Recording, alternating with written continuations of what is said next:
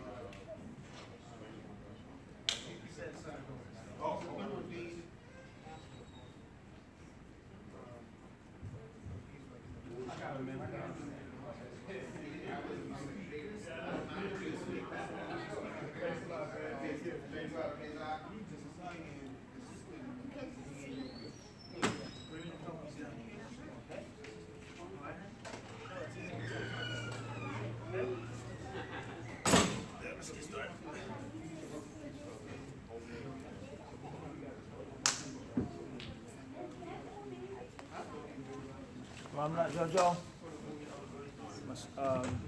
Alright, guys, gotta be quiet. You have my iPad shit? Wait, the iPad? You grabbed it? No, you ready? Huh? Is another one? No, the flat one. Ramla. Oh, I'm bugging.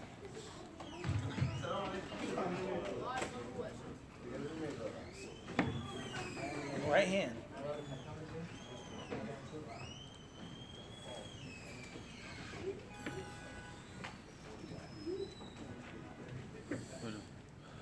مو لازم يا شيخ. خلاص مع بعض. ما مشكلة. هكذا يصير أكون الآن هي. جزاكم الله خير. ما أعرف وافي دلوقتي.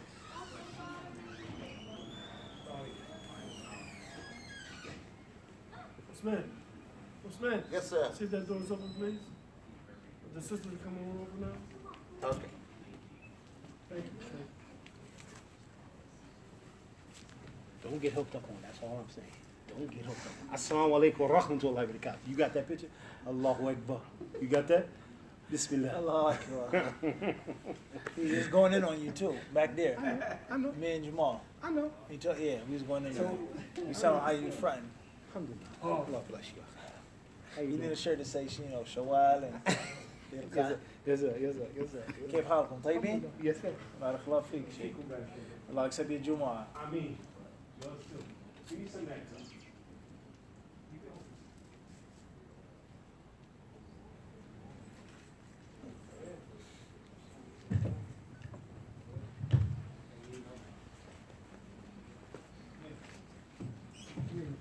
Bismillah, alhamdulillah, salatu wassalamu ala rasulillah, wa ala alihi wa ashabihi ajma'in, amma ba'd. In continuation from Jumu'ah khutbah, the benefits of the story of Yusuf alayhi salatu wassalam. Sheikh Abdurrahman ibn Nasir ibn Sa'di rahimahullah, he says, فهذه فوائد مستنبطة من قصة يوسف صلى الله عليه وعلى جميع الأنبياء والمرسلين، فإن الله تعالى قصها علينا مبسوطة، وقال في آخرها لقد كان في قصصهم عبرة لأولي الألباب، والعبرة ما يعتبر به ويعبر منه إلى معان وأحكام نافعة وتوجيهات إلى الخيرات وتحذير من الهلكات. وقصص الأنبياء كلها كذلك، لكن هذه القصة خصها الله بقوله لقد كان في يوسف وإخوته آيات للسائلين، ففيها آيات وعبر منوعة لكل من يسأل ويريد الهدى والرشاد، لما فيها من التنقلات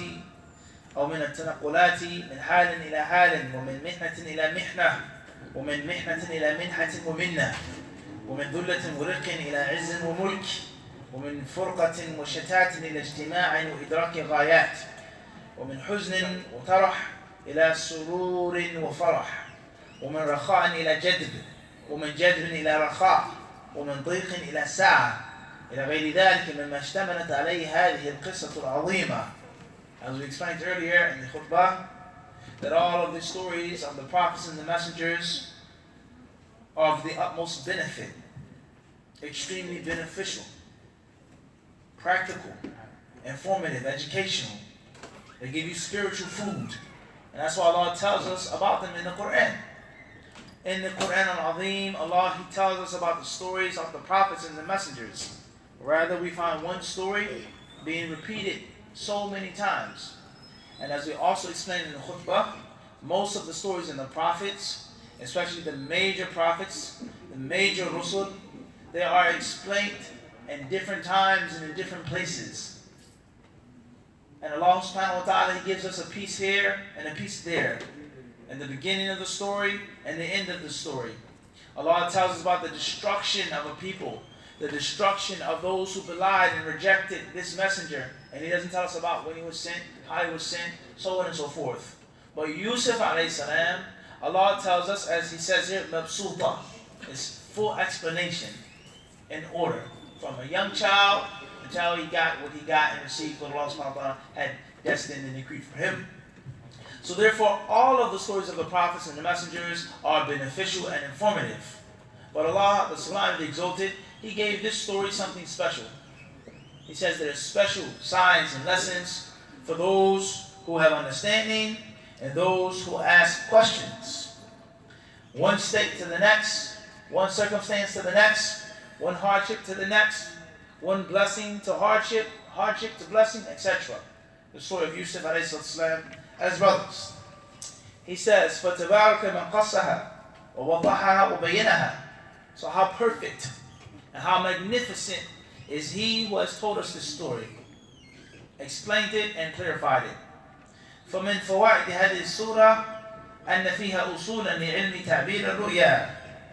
From the benefits of the story is that it teaches us the usul, the fundamental principles of dream interpretation. The fundamental principles, the basics of interpreting dreams, which is a very important aspect of life in Islam and also in Kufr. To the Muslims and to the Muslimin. The non-Muslims, whether you know about it or not, read about it or not, they give a great deal of importance to dream interpretation. You start talking about psychology, mental health, mental illness. All of these things are connected to what you see in your dreams.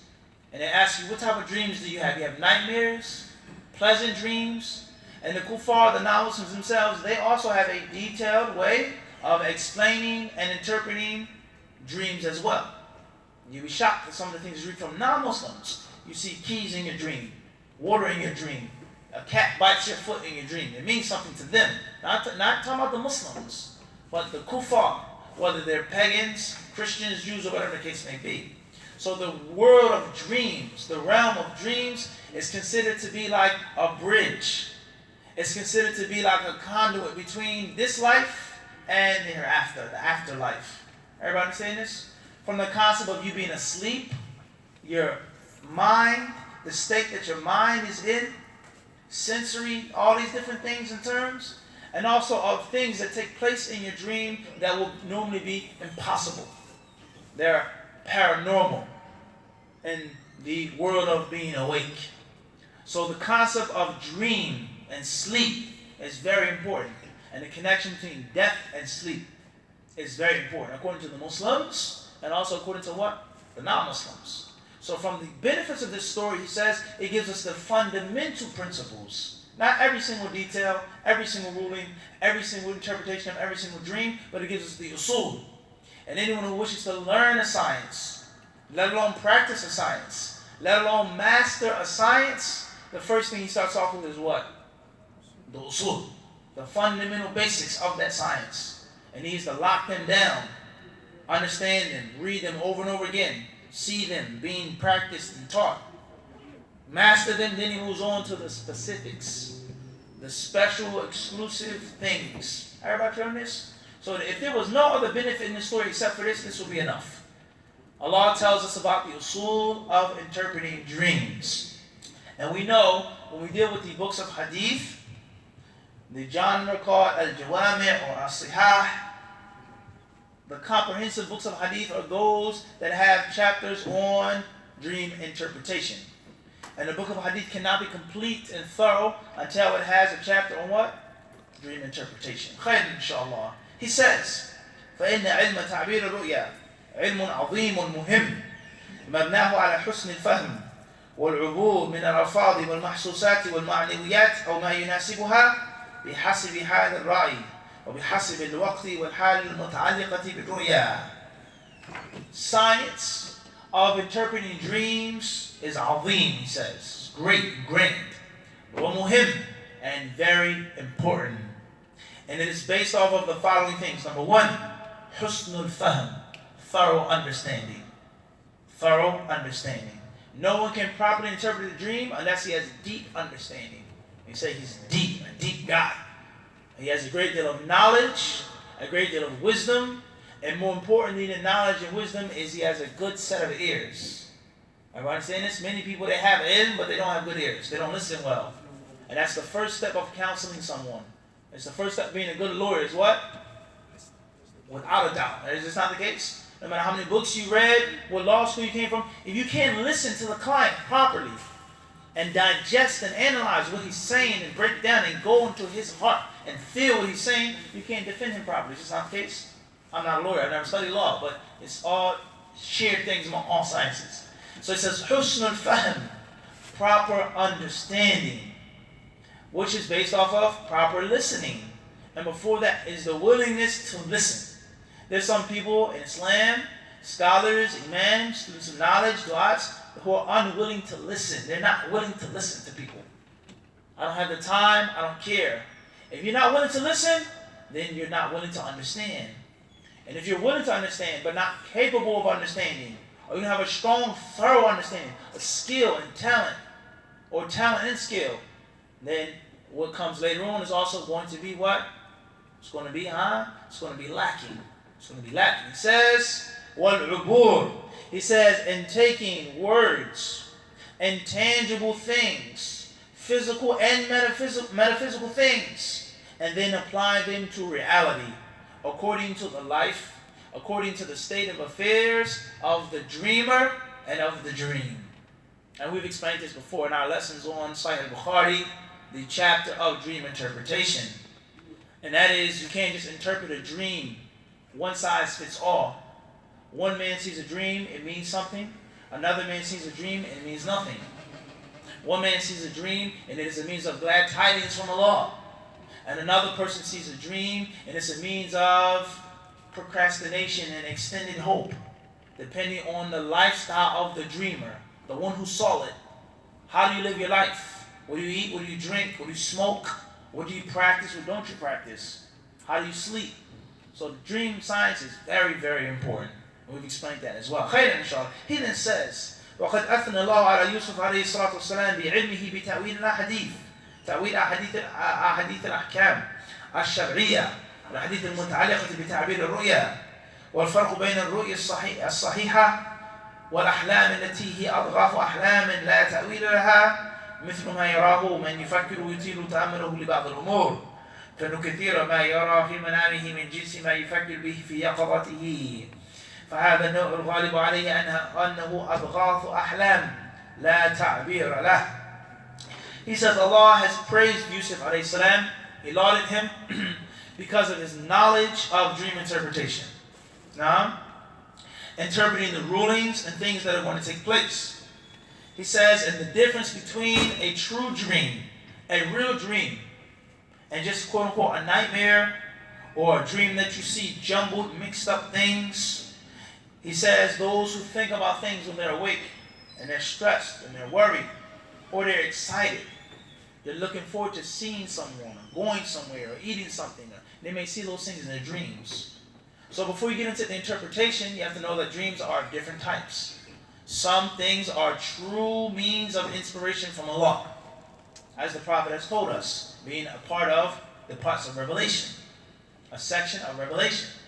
And other dreams are means of fear and grief that is thrown and hurled upon a slave by Shaitan. And there are other dreams which are things that you're thinking about and stressing about. When you're awake, so when you go to sleep, you see them. And it doesn't actually mean that there's a proper interpretation. 3 types of dreams. One is bushra, glad tidings from Allah, or warning from Allah. Allah is warning you. Stay away from this person, or this place, or this thing, or this woman, or this man, this business transaction.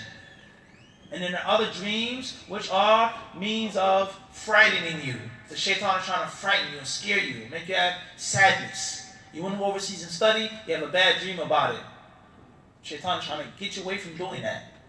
And then there's some dreams you may see because you're thinking about a thing so much. You're so excited about a thing. You're looking forward to a thing. Or you're afraid of a thing. And you stress about it and you see it in your dreams. And we've explained this in our classes on Sahih Bukhari.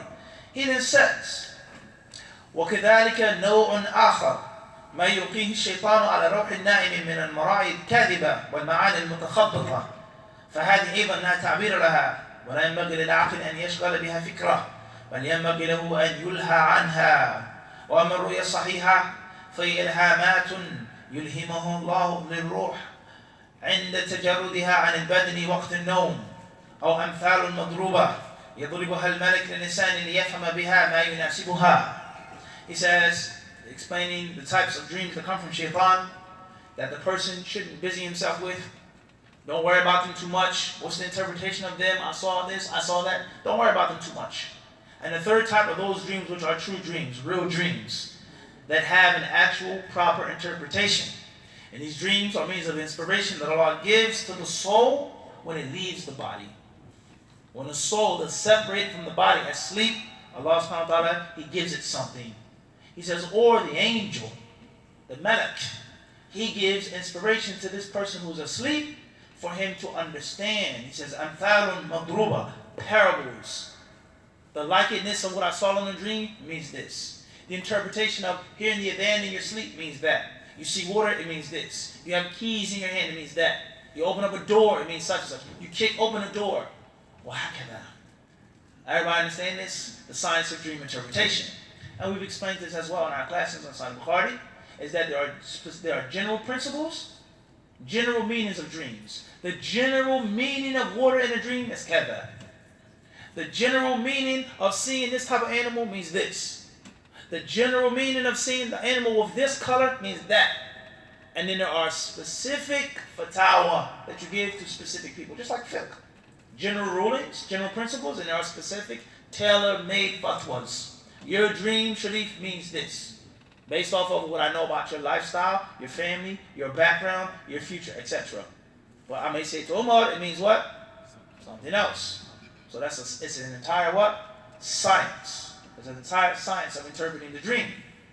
He then says, وَقَدْ يَرَى الشَّيْءَ عَلَى حَقِيقَتِهِ وَيَكُونُ تَعْبِيرُهُ هُوَ مَا رَآهُ فِي مَنَامِهِ فيوسف صلى الله عليه وسلم أعطاه الله من العلم ما يميز به بين المرائي الصحيحة والباطلة والحق والباطل منها وهذه القصة فيها الدلالة على تعبير الرؤيا من وجوه He says here, and a person can actually see something in a dream, and it's actual reality in the dream. Not a parable, not something that has to be interpreted, but you may see as clear as day. As clear as day. So Yusuf alayhi salam, Allah gave him this ability, this striking talent to distinguish between that which is true and that which is false, and the truth and the falsehood in both of them. The truth and the falsehood in both of them. Because you may see a dream, which is a true dream, but it may be a detail in a dream which isn't right. It may be something in the dream that was from yourself, from shaitan. But the awesome of the dream could have been what? Right. True. He says, وَهَذِهِ الْقِصَّةُ فِيهَا الدِّلَالَةُ عَلَى تَعْبِيرِ الرُّؤْيَ مِنْ وُجُوهٍ.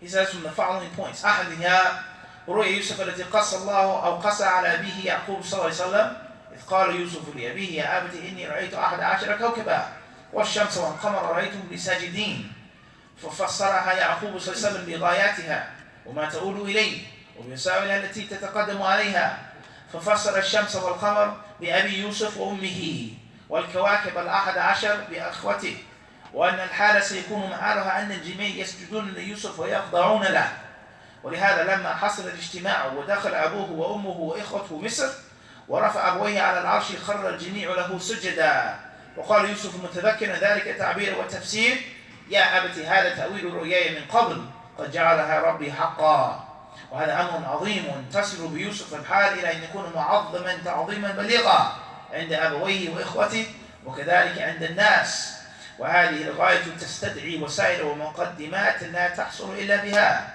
وهو العلم الكثير العظيم والعمل الصالح والإخلاص والاشتباع من الله والقيام بحق الله وحقوق الخلق. Ibn Sa'di rahimahullah, it says, Allah subhanahu wa ta'ala, he says, the first aspect is that Allah said about Yusuf alayhi salam and Yaqub, when Yusuf said to his father, Ya abati, oh my father, indeed I saw 11 kawkaba, 11 stars or 11 planets. It's more than one way of translating that word. Kawkab. A kawkab could be a star, a kawkab could be a planet, depending on how you use it in Arabic or in English. Everybody understand this? It says here, I saw 11 heavenly bodies. Let's say that. Everybody understand this? 11 things. Kawkab. 11 of them.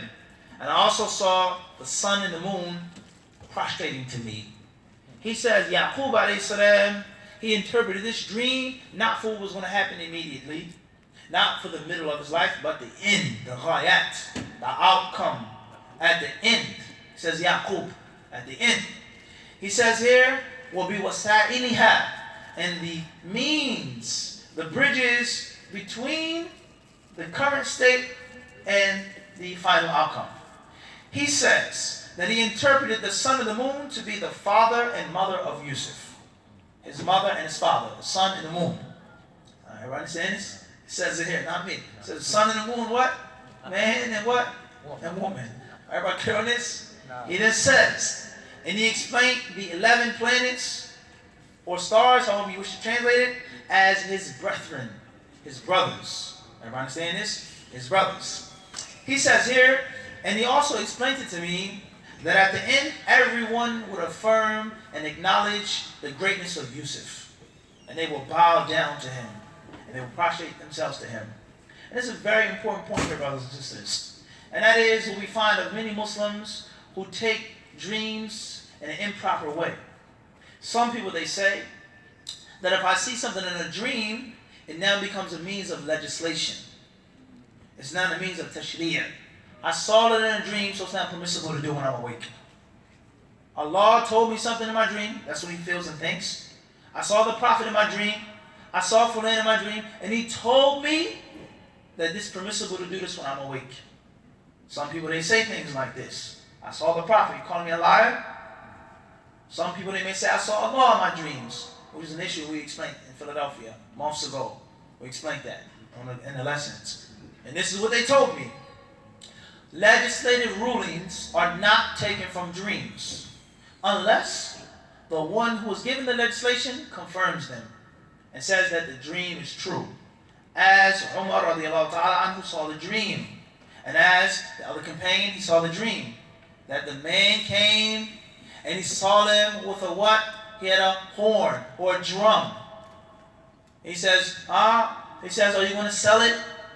He says, what are you doing with it? He says, I'm calling to the prayer. He says, let me teach you something better. And he taught him to say, Allahu Akbar, Allahu Akbar, Shadwan. He taught him the adhan. The next morning, the companion, he raced to the Prophet ﷺ and he told him what he saw. He says, إِنَّهَا رُؤْيَا حَقٍ إِنشَاءَ. He says, inshallah, it's a true dream that you saw. Not out of doubt, having adab with Allah. It's a true dream. And he says, go and teach Bilal this dream that you saw. فَإِنَّهُ أَنْدَى صَوْتًا مِنْكَ. Because Bilal has a better voice, a stronger voice than you have.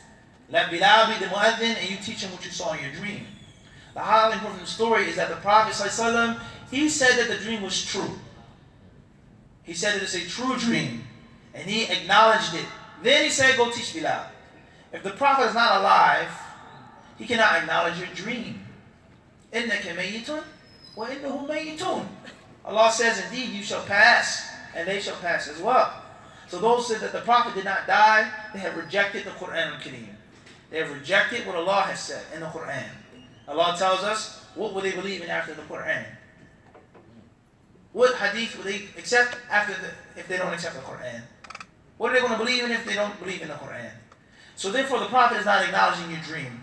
That's firstly. Secondly is, how do you know you saw the Prophet? What's the description of the Prophet? The correct description. And what did he tell you to do? Sing and dance and spin and jump? Totally unbefitting of the Prophet to say those words. So this clearly proves that you did not see the Prophet. At best, you're telling the truth and you're terribly mistaken. You're telling the truth and you're terribly mistaken. And at worst, you're lying about your dream. It's not a true dream. You're not telling the truth. And that's also a sin. It's mentioned in some hadith. Telling people about a dream that you didn't actually have. So therefore, the dream of Yusuf alayhi salam shows us that the people will do what with him? Make sujood. There's no one that you make sujood to except for Allah subhanahu wa ta'ala. This goes to show that there are different legislations, different times, different places, and different dreams. And legislation is not taken from a dream unless the Prophet alayhi salatu wasalam, the Rasul of Allah, confirms that dream. Everybody clear on this? So the person, he doesn't say that the Prophet confirmed my dream. He says I saw the Prophet in a dream. Everybody understand this? That in itself is what? Is wrong. He's not saying that the Prophet, I saw another dream and the Prophet told me to, no. The dream in itself was what? He says, the Prophet told me. Everybody understand this? So he explained this to me that they would bow down to him. They would prostrate themselves to him. And therefore when his mother and father and his brothers, when they went to Egypt, he says, وَرَفْعَ أَبَوَيْهِ عَلَى الْعَرْشِ, and he put them up on the throne with him. He says here, all of them bowed down to him. Yusuf alayhi salam, he said, reflecting and remembering what Yaqub told him, he says, this is the ta'wil. This is the outcome of my dream. Everybody understand this? Min qabl, from before, of old. And my Lord has made it what? Haqqa. He's made it true. Everybody clear on this? He says here, so therefore, now listen very carefully. He says, this outcome, this beautiful outcome, it requires the following things. It needs all types of introductions, all types of mediums, the following. He says, number one, al-ilm al-kathir al-azim. He says, a great deal of knowledge. A great deal of knowledge to be successful. A great deal of knowledge. Number two, he says, wal-amal salih. He says, in righteousness, good deeds. In other words, hard work, diligence. You have to be dedicated and devoted. He then says, wal-ikhlas, and sincerity. You have to be sincere, pure intention, not wanting the praise of the people, the clap of the people, the patting of the back of the people to be seen by the people. He then says, wal-ijtiba' min Allah. You have to be chosen by Allah. You have to be chosen. He said, many will come, what? Few will be chosen. Everybody understand this? So the skill is something that you acquire. But the talent is something that you're what? You're born with. And there is no coach or trainer or mentor that can give you talent. That's something that either you got it or you don't got it, as we say. Either you know or you don't know. That's it. Certain things that you have to be born with. Allah chooses whom He wills, selects whom He wills. Everybody understand this? He gives certain talents to certain people, some He doesn't. And that's what Allah wills. Subhanahu wa ta'ala. Everybody has some type of talent, one way or another. Some natural skill they're good at it, naturally. Let me look at the picture. That's Kala. Everybody understand this? Everybody understand this? So therefore, talent and selection is only from Allah subhanahu wa ta'ala. No one can teach you that. But people can teach you skills. You can learn skills. You can hone your skills. You can enhance and increase your talent. But the talent is only from Allah subhanahu wa ta'ala. He then says, وَالْقِيَامِ بِحَقِّ اللَّهِ, and fulfilling the rights of Allah.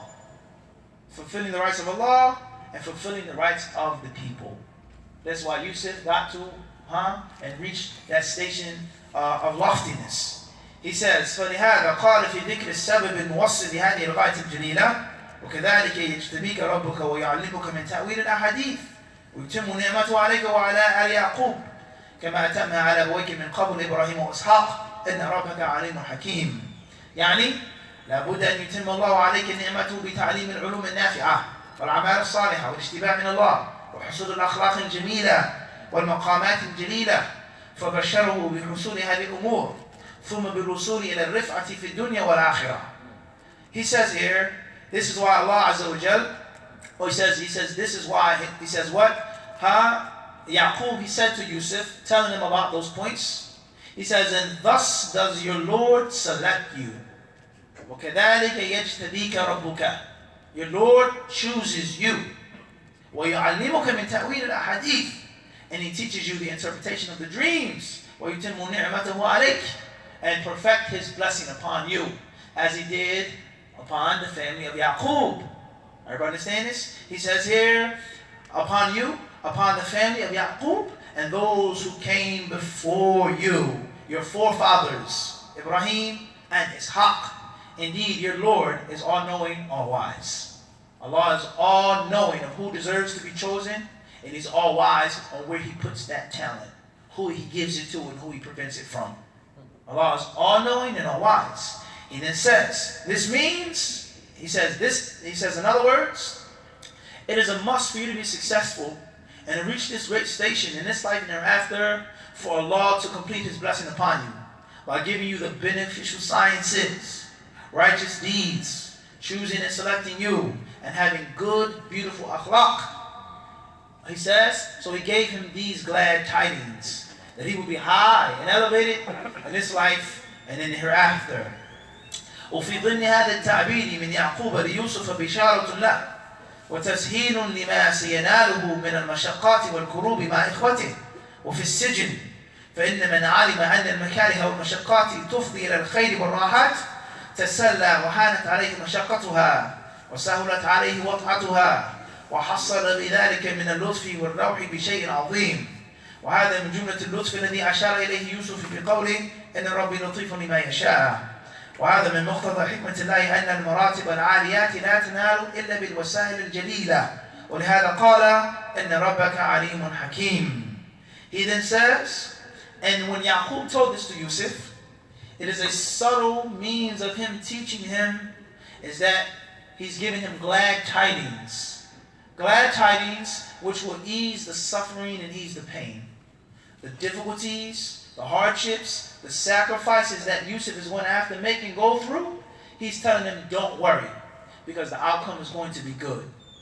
He says, those who know that something is magnificent, grand, it's easier for them to take the bitter medicine, the hard work, the hard practice, the grueling training, the years, the time, the blood, the sweat, and the tears, because they know that the victory is going to be what? So sweet. He cries when he holds the trophy in his hand. First championship. He said, tears of what? Joy. And only Allah knows, and that man knows how hard he worked and practiced and trained, hours and hours and years of sacrifice to get to that place. And that's in the dunya. That's in the dunya, let alone hereafter. He says, so therefore, Yaqub alayhi salam, he was giving Yusuf glad tidings, that's first and foremost. And he was giving him, he says, tashheelun. He was making it easy for him to go through the bumpy, rocky road. Being in prison, his brothers, this woman, this person, that person, all the things that happened to him, all of the nicks and the cuts. He was telling him, don't worry about it, because you're going to be the winner at the end. The outcome is going to be for you, because Allah has chosen you. And it's a very important concept in Islam, brothers and sisters. What are you working for? What are you striving for? If you know what's at the finish line, then don't worry about how tired you are, how exhausted you are, how thirsty you are, because you know that the finish line, when you get that gold medal, you're going to forget about all of the pain, all of the fatigue and exhaustion is going to instantly go away when you hold that medal or that trophy or that belt or that cup, whatever tangible means they give you as a champion. Everybody understand this? So we have to constantly keep this on our minds. Jannah, paradise, Allah's good pleasure, seeing Allah and thereafter is what we're striving for. So we can't lose focus on the outcome, inshallah. Allah keep us on that track, Ameen. Allah keep us in this race. Everybody clear on this? He then says, خير, so let's move on to the next fa'idah. ومن فوائد هذا التعبير, and then he goes on to talk about his brothers. خير inshallah. He then says, الفصل الأول. خير inshallah. How much time we have, Nafis? 40 minutes. خير inshallah. طيب. The author, rahimahullah, he speaks on, first and foremost, the ru'ya of the two young men in prison. What it meant. One saw this happening, and another saw another thing happening to him. He says, حيث قال أحدهما إني أراني أعصر خمرا وقال الآخر إني أراني أحمل فوق رأسي خبزا تأكل الطير منه فتلطف ليوسف أن يبلغهما بتأويل رؤياهما وما شاهدوا من إحسانه للأشياء وإحسانه إلى الخلق ففسر الرؤيا من رأى أنه يعصر خمرا أنه ينجو من سجنه ويعود إلى مرتبته وخدمته لسيده فيعصر له العنب الذي يؤول إلى الخمر وفسر الرؤيا الآخر فيقتل ثم يصلب فتأكل الطير من رأسه فالأول رؤياه جاءت على وجه الحقيقة والآخر رؤياه جاءت على وجه المثال وأنه يقتل ومع قتلته يصلب فلا يدفن حتى تأكل الطيور من رأسه وهذا من الفهم العجيب والغوص على المعاني الدقيقة وذلك أن العادة أن المقتول يدفن في الحال ولا تتمكن السباع والطيور من الأكل منه ففهم أن هذا سيقتل ولا يدفن سريعا حتى يصل إلى هذه الحال وفي هذا من فضيحته وخزيته وسوء مصيره الدنيوي وما تقشعر منه الجلود حيث علم أن هذه رؤيا صحيحة لا بد من وقوعها قال لهما قضي الأمر الذي فيه تستفتيان وهذا من كمال علمه للتعبير الذي لا يعبر عن ظن وتوهم وإنما يعبر عن علم ويقين وأما المناسبة في ذلك في أن الطيور لا تقرب الحي وإنما تتناول الميت إذا لم يكن عنده أحد وهذا إنما يكون بعد قتله وصلبه. It says, the first man, he said, I see أعصر خمرا, squeezing and pressing and stepping on grapes, crushing grapes. وقال الآخر, the second man in jail, he said, I find Arani Ahmilu, he says, I'm carrying bread on my head. And the birds are coming and pecking and eating from the bread that I'm carrying on my head. They told Yusuf, they requested Yusuf, tell us the interpretation of these dreams, because we see you from the good doers. إِنَّا نَرَاكَ مِنَ الْمُحْسِنِينَ. We see that you're from those who have ihsan. So he says that when they saw Yusuf alayhi salam, and they saw his akhlaq, his kindness, his gentleness, his character, and how thorough of a man he was, they knew that he would be generous with knowledge. He wouldn't be stingy with the ilm. And he would give them what they requested from him and asked him to give. He says, so the first dream meant that the man would leave prison. He will be delivered. He will be rescued. He will be saved. And he will go back to his original occupation, serving his leader, serving his master. And he would pour what? Wine for him. Crush grapes for him. And the second man, his interpretation was that he will be killed. And he will be hung on a stake. Waliyadu billah. and the birds would eat from him. They would eat his corpse. He says, so the first man, his dream was a true dream. And the second man, it meant that he would be killed and he wouldn't be buried. He wouldn't be buried. He would be disgraced and he would be humiliated.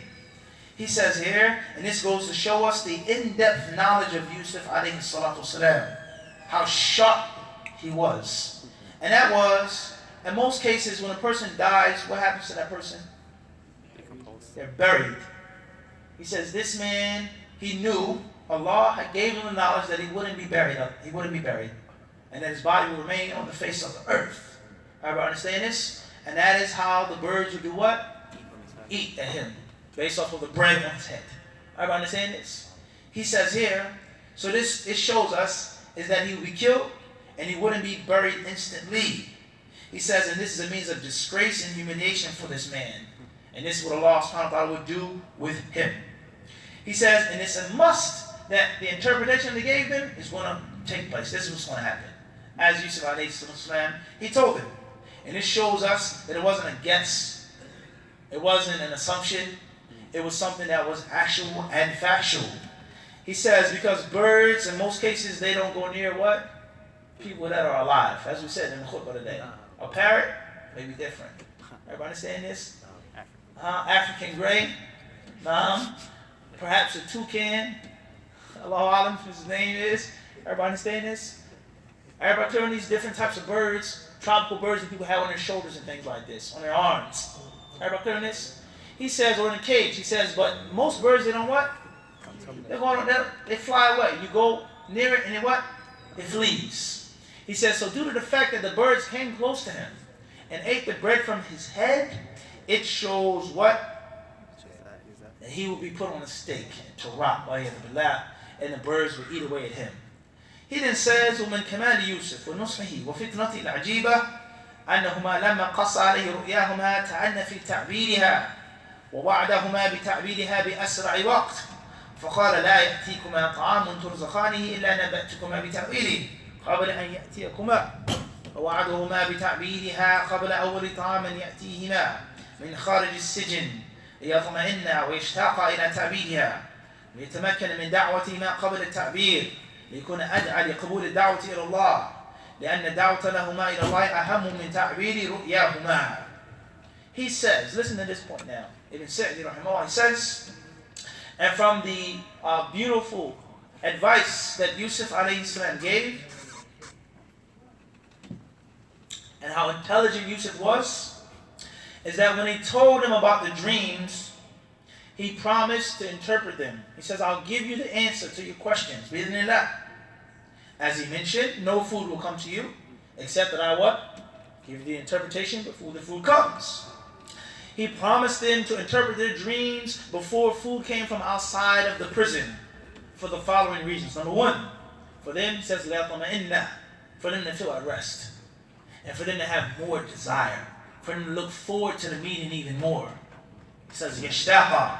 He then says, and for him to have the opportunity to give them dawah before interpreting their dreams. To teach them something, educate them, call them to Allah, then actually tell them about what the dreams actually meant. He says, and that is because giving them dawah was more important than interpreting their dreams. Allahu Akbar. Calling them to Tawheed and Islam and obeying Allah was more important than what their dreams meant. If you're killed, if you're alive, if you serve this man, you give him wine, what's most important is da'wah. We can't forget this. We're talking about community services. The most important community service is delivering them from shirk and kufr.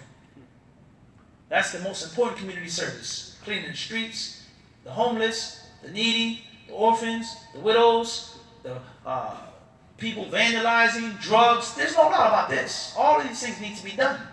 People need to be married, counseling, all of these services need to be done. But the most important community service is da'wah, teaching them about Allah.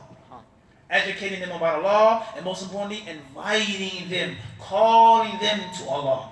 Everybody saying this? I was in the park today with my children in Queens, and as we were sitting at the picnic table, we were doing some things.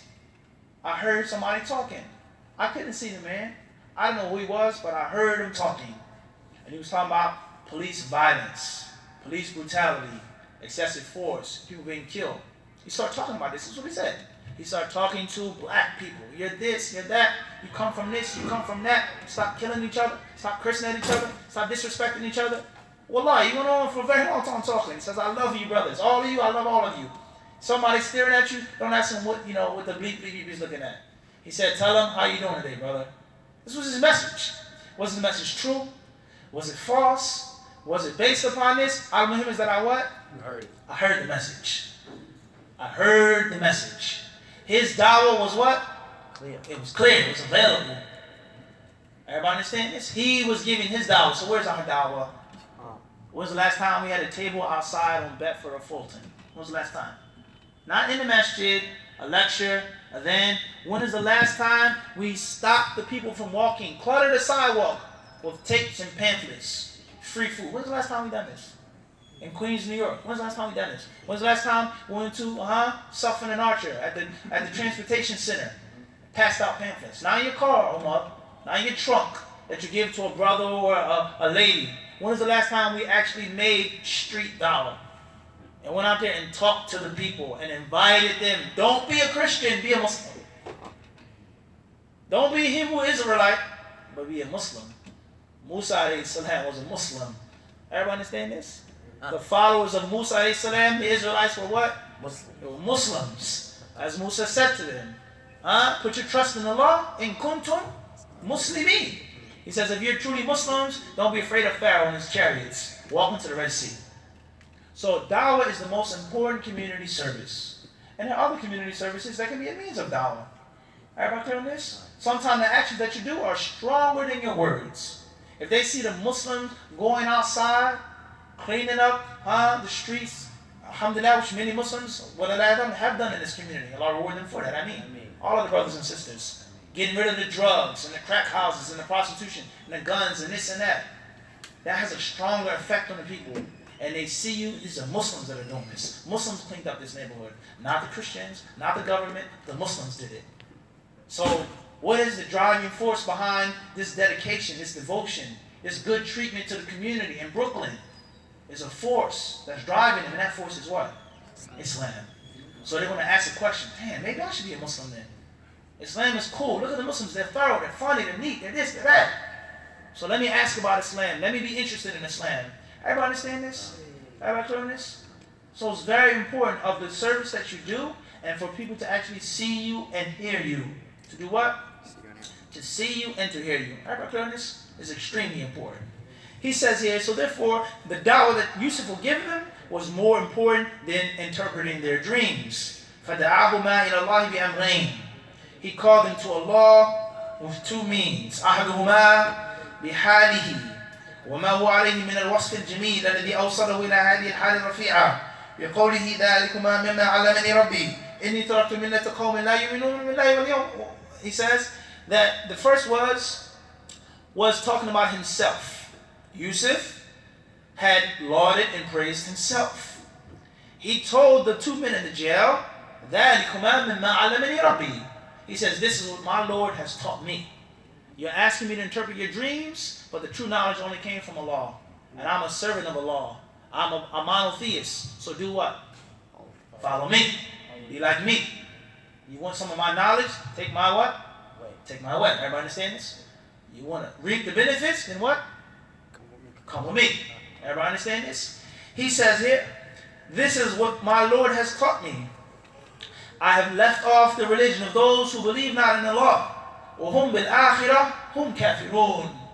And those who reject the last day. I'm not with them. Everybody understand this? He says, وَاتَّبَعْتُ مِلَّةَ آبَائِي. But I follow the religion of my forefathers, Abraham, Ishaq, Isaac, and Jacob. مَا كَانَ لَنَا أَن نُشْرِكَ بِاللَّهِ مِنْ شَيْءٍ. He says, it is totally impossible. It won't happen for us to make any shirk with Allah. مَا كَانَ لَنَا. It's unbefitting. Impossible for us to make any shirk with Allah subhanahu wa ta'ala. ذَلِكَ مِنْ فَضْلِ اللَّهِ. He says, ذَلِكَ مِنْ فَضْلِ اللَّهِ عَلَيْنَا وَعَلَى النَّاسِ وَلَكِنَّ أَكْثَرَ النَّاسِ لَا يَشْكُرُونَ.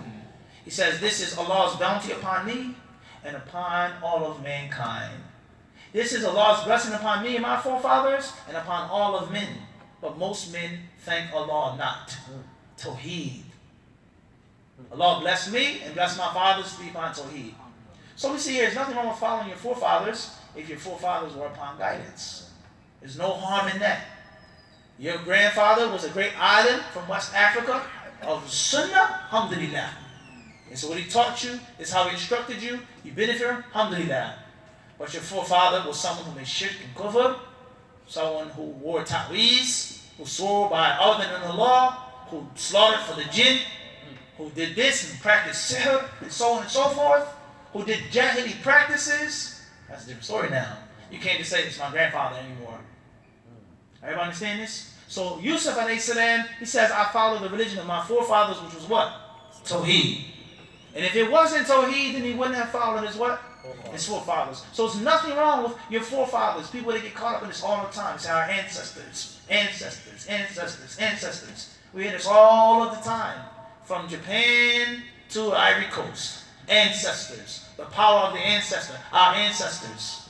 Just because someone is your ancestor does not mean that it was upon guidance. And they knew who Allah was and worshipped Him alone without any partner. It doesn't mean that. If your ancestor was a person of shirk, what's more important to you, your ancestor or Jannah? Eternal hellfire, live life in hell. We have to start using our minds. So getting caught up with your ancestor, that is the thing that prevented the Prophet's uncles and his family members from accepting the deen. Because it wasn't the way of what? Ancestors. Our forefathers worshipped idols. Our forefathers, our ancestors, they made shirk with Allah. Well, just one God, one deity, no idols in the Kaaba? We can't accept this.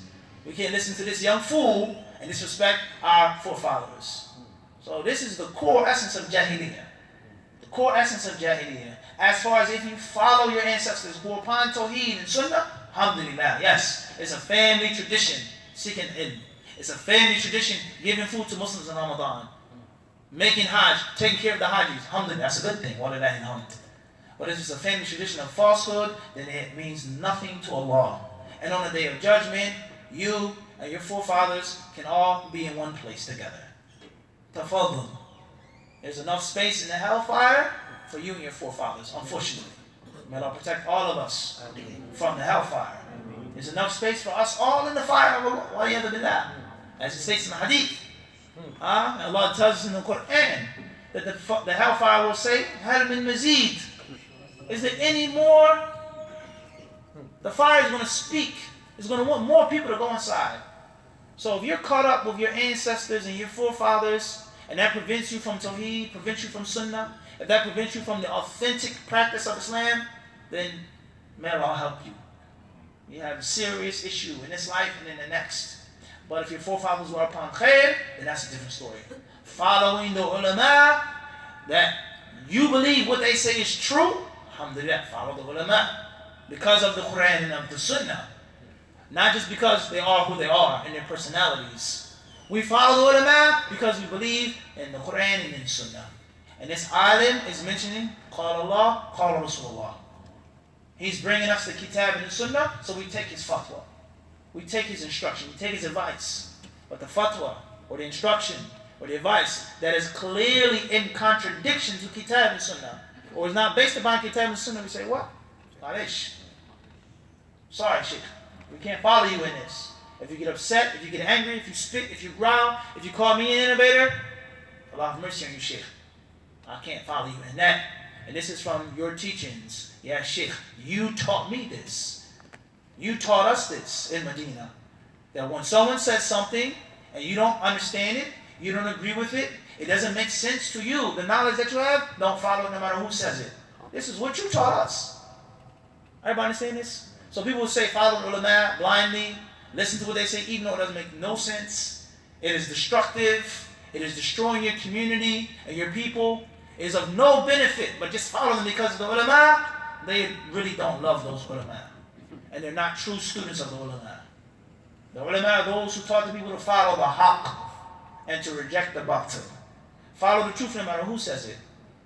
And reject the batil no matter who says it. And that's the core essence of Islam. So therefore, he told them that this is what Allah has taught me, and I'm following their way of Tawheed. الأمر الثاني دعاهما بالبرهان الحقيقي الفطري فقال يا صاحب السجن أرباب متفرقون خير أم الله الواحد القهار ما تعبدون من دونه إلا أسماء سميتموها أنتم وآباؤكم ما أنزل الله بها من سلطان إن الحكم إلا لله أمر أن لا تعبدوا إلا إياه ذلك الدين القيم ولكن أكثر الناس لا يعلمون. And the second way that he gave them da'wah is that he taught them, he gave them something that was palpable, something that was tangible, something that made total sense and they could feel and touch and smell, and he said they could hold it. And that was when Yusuf alayhi salam said, "O two men, O you inmates, أَأَرْبَابٌ مُتَفَرِّقُونَ خَيْرٌ أَمِ اللَّهُ الْوَاحِدُ الْقَهَّارُ." Several lords, countless gods, multiple deities, are they better, or Allah al-Wahid al-Qahhar? The one, the ever irresistible, the one who none can resist, the ever powerful. Who's better? For you to have 5, 10, 6 deities that you call upon, or one? What makes more sense to you? The God of light, the God of mercy, the God of fertility, the God of this, the God of war, the God of lightning, the God of Kedah, the God of Kedah. Is that easier? Does that make more sense? Or Wahid, one, that is superior over everything and controls everything. Everybody understand this? Yusuf alayhi salam, he then told them, مَا تَعْبُدُونَ مِن دُونِهِ. He says, the things that you worship besides Allah are nothing but names. Asma, that you and your forefathers have conjured and made up. And look back, he said the what? Forefathers, ancestors. That were upon what? Batil. Malish. Sorry. Your forefathers were upon shirk and kufr. My forefathers were upon what? Iman and Tawheed. Everybody clear on this? So if your forefathers are upon khair, follow them. If you learn about Islam, something that your grandfather told you, when you go to America, wear this, and say this, and hold this with you. No matter what takes place or happens, it's going to get you out of a bad situation. It's going to protect you. Whenever you get good and get in trouble, say this name and call on this. And you read and you learn, and that's wrong. You can't say, well, my grandfather gave it to me back in my country. Because you worship Allah subhanahu wa ta'ala. And the only speech that's holy is the speech of Allah subhanahu wa ta'ala. The sunnah, the revelation that Allah gave. And Allah did not give your grandfather or my grandfather revelation. So Yusuf alayhi salam, he says, these are nothing but names that you and your forefathers have made up. مَا أَنزَلَ اللَّهُ بِهَا مِن سُلْطَانٍ. He says, Allah has sent down no authority for them.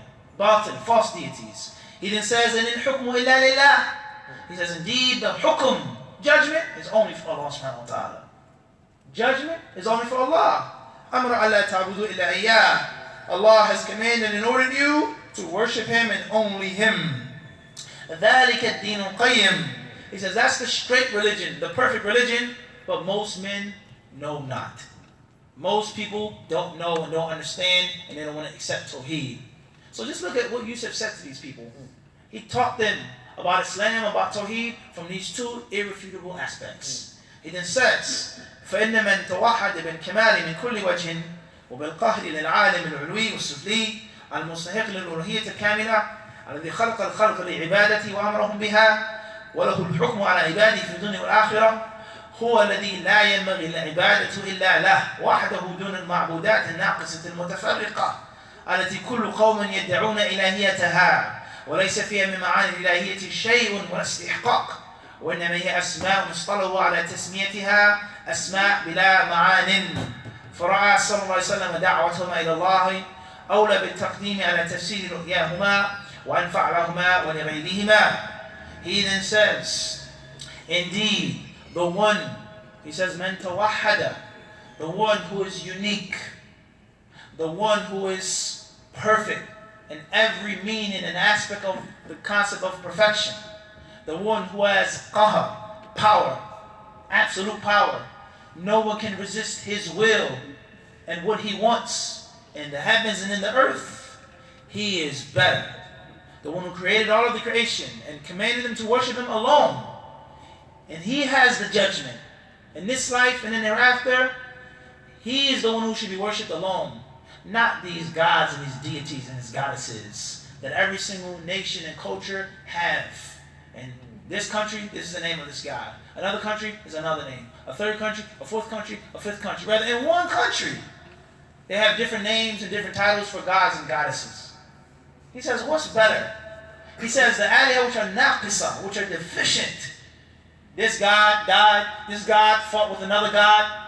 This man, he stole the wife of this God. You read the mythology of certain religions and faiths, you laugh. That this person came and he took his bride. And he took the monkeys and they threw the pebbles in the water until they made a bridge to take the beautiful wife from the black demon, the black devil. Read about this. Read about the history. So he's a god, a deity who's called upon, who's worshipped, and his wife was stolen from him. And he had to get an army of monkeys to get his wife back. He says not only are they naqisa, are they deficient and lacking, he says, but they're mutafarriqa. He says they're what? All over the place. So your heart is going to be what? All over the place. One day you call upon this one, next way that one, slaughter for this one, dua for this one. What's better? What makes more sense? Tawheed or God with an army of monkeys? This is reality. He says, rahimahullah ta'ala, he says all of these gods and goddesses, these deities, none of them possess any means of ilahiyah. Yani the right to deserve to be worshipped. Because they didn't create anything. They didn't make anything. They didn't give anything. They're lacking, they're deficient.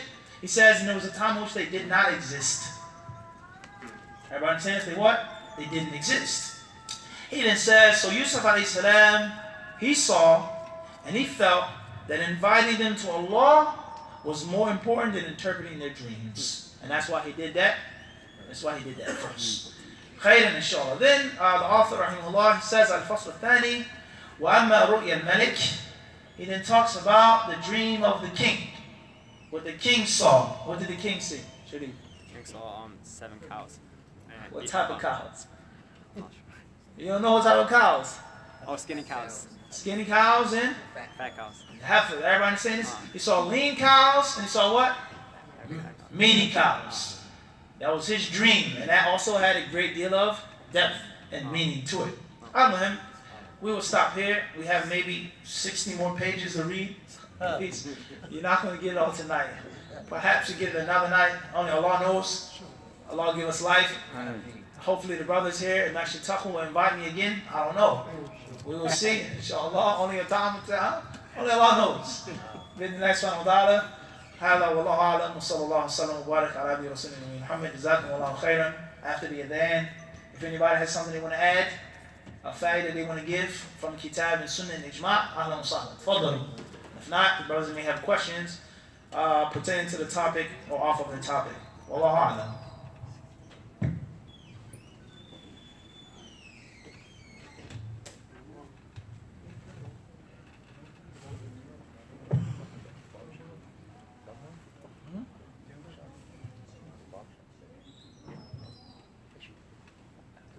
لا ما شاء الله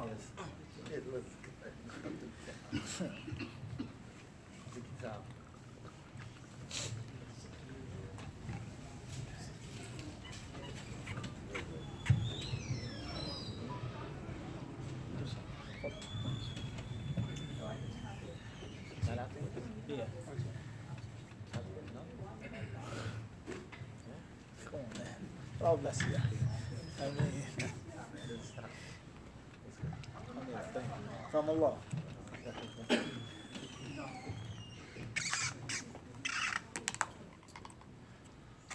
Allahu Akbar, Allahu Akbar. Allahu Akbar, Allahu Akbar. أشهد أن لا إله إلا الله.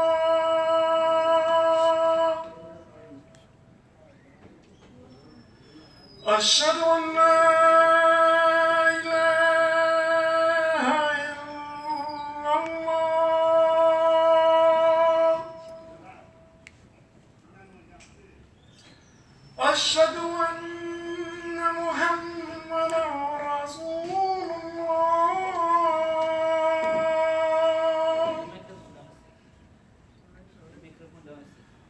أشهد أن محمدا رسول الله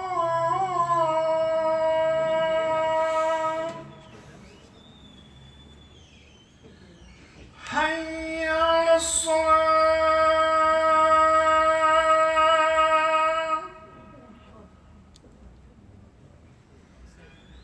حي على الصلاة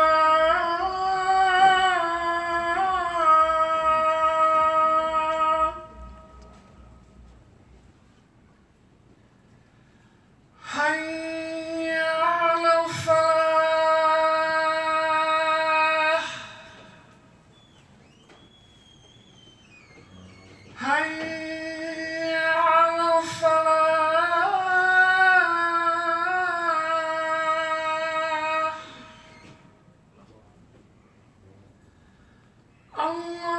الله أكبر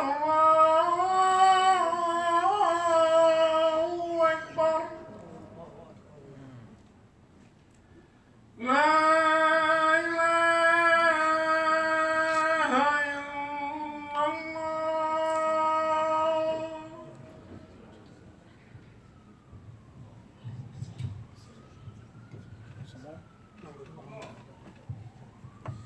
Sallallahu alayhi wa sallam.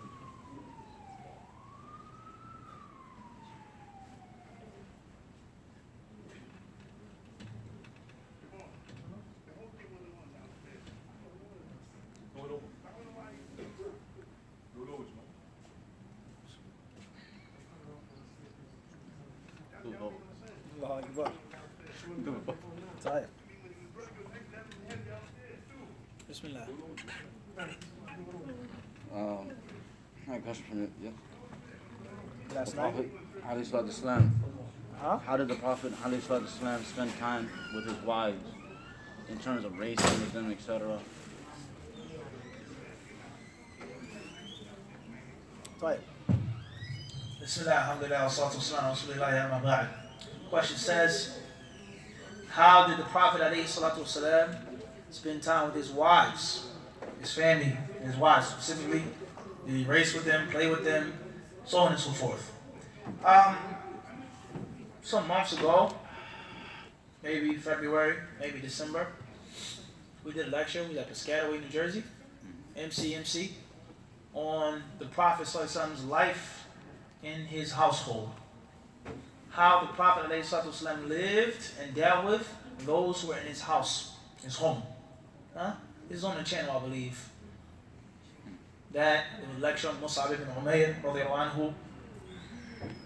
So if you can go back to that lecture, in which we explained in detail and we tried to shed some light upon the hadith of Aisha and Sahih Bukhari and others, that when the Prophet ﷺ was in his house, he would be in the service of his family. He would sew things. If he had to milk a goat or stitch this or fix this or patch that, install an air conditioner in the kitchen, the Prophet ﷺ, he was what? In the service of his family. So a man, that's how he should spend his time with his wives. He should give them what they need and what they want, as long as it's permissible. Whether it's information about Islam, whether it's just sitting down and enjoying a cup of coffee or tea at the table, whether it's reading or watching something that's wholesome and beneficial, taking a walk with her, she wants to race and play around with you, alhamdulillah, take her out to dinner to a place, a permissible place in a permissible manner, la bas, romance, whatever the case may be. Anything that they need and that they want. This is how the Muslim man should spend time with his wife or wives. She is your wife, she is your sister, she is your companion, and the list goes on of the characteristics mentioned in Kitab and in the Sunnah. Your friend, you should treat her as that in such a way. So therefore, it's very important, first and foremost, for a man to spend as much time as he can with his wife or with his wives. Very important. Quality time, very important in Islam. And when you do spend time with them, it has to be what? Quality time. And there is no specific set restriction on what to do and what not to do, as long as it's in the boundaries of what? It's permissible. What isn't haram, what isn't hated by Allah subhanahu wa ta'ala. So there's some hadith on which the Prophet ﷺ would sit with his wives. He would talk with them, perhaps make a small joke with them, do this and do that. And he also gave them what they needed as well. There's some men, they may spend time with their wives, and they give their wives what they want. Nice things, but they don't give their wives what they need. What they actually need. The need takes precedence. Business before pleasure, as we said. So the hadith of Aisha, it tells us the Prophet ﷺ used to sew and stitch في مهنة أهله وفي رواية خدمة أهله, in the service of his family. And keep in mind whom we're talking about here, brothers and sisters. It's not an average man. This is the Rasul of Allah, Rabbul Alameen. Huh? You understand what this means? He was the messenger of Allah, Rabbul Alameen. The status that Allah had gave him like no one ever. No one, period. And yet still he was humble.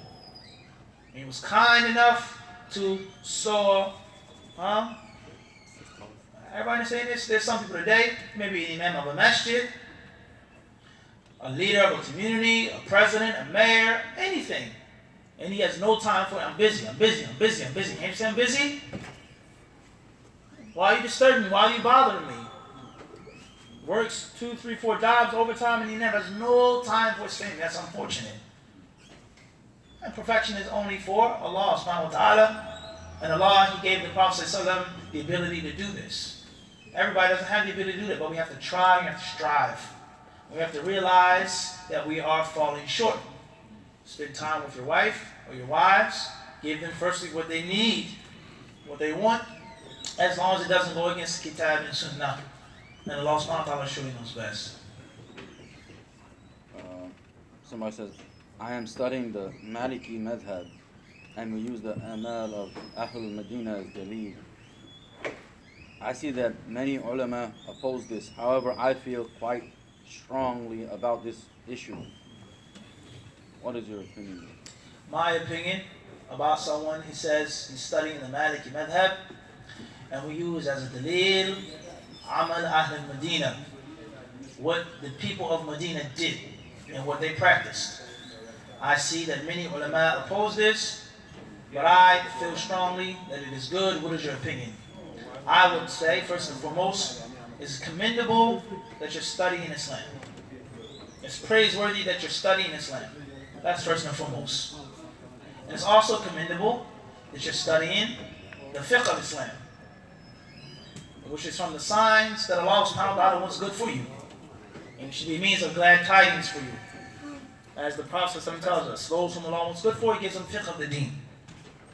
Everybody understand this? So I congratulate you on this. And I also advise you to make sure that you study in the proper, correct manner. The basic steps, piece by piece, step by step. Don't leap before you take baby steps. Learn systematically with a qualified teacher. Devote yourself to seeking ilm, to learning all of the deen. If you want to specialize in fiqh in general, you want to specialize in the Maliki madhab, alhamdulillah, la bas. But we advise you to study the proper, correct way. And we also advise you to decorate your Maliki fiqh, to perfume it with the hadith of the Prophet ﷺ, with the sunnah. Read the hadith of the Prophet ﷺ day and night. Study what the Prophet ﷺ said, what he did, what he allowed, and reflect and ponder on the words of the Prophet ﷺ. And alhamdulillah, Imam Malik rahimahullah has an excellent, astonishing book on hadith, Al-Muwatta. And this book has been explained and it worked over 30 volumes large of Ibn Abdul Barr rahimahullah, another great alim of the Maliki madhab, At-Tamheed. And he has a summarized version of a Tamheed called Al-Istidkar. And these two books are from the most important and from the greatest books of fiqh al-hadith and fiqh al-sunnah. From the greatest books that have ever been written on the topic of explaining, interpreting, understanding the hadith of the Prophet.